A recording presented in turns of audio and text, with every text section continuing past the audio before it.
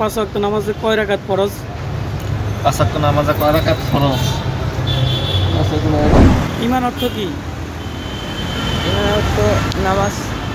পাঁচ ওয়াক্ত নামাজে ফরজ কয় রাকাত? 5 রাকাত। 5 রাকাত। ভেবে চিন্তে বলেন। 5 রাকাত।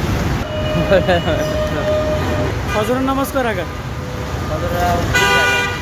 ফজরের নামাজ হচ্ছে 4 রাকাত। 4 রাকাত। রমজান মাসের রোজা কয়টি? 1 মাস।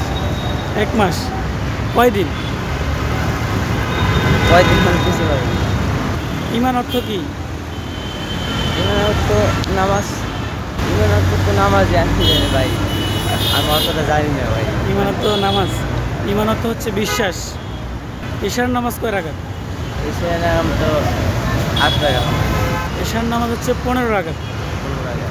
জি, মনে রাখবেন। আর নামাজ পড়ার চেষ্টা করবেন, হ্যাঁ, ইনশাআল্লাহ। নামাজ পড়লে অনেক কিছু জানতে পারবেন, শিখতে পারবেন। পাঁচ ওয়াক্ত নামাজে কয় রাকাত ফরজ? পাঁচ ওয়াক্ত নামাজে কয় রাকাত ফরজ? 17 রাকাত। 17 রাকাত, মাশাআল্লাহ। জোহরের কয় রাকাত সুন্নত, কয় রাকাত ফরজ? জোহরের সুন্নত হচ্ছে কি আপনার গিয়া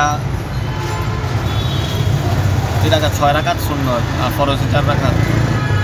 এশারের সুন্নত কয় রাকাত, ফরজ কয় রাকাত?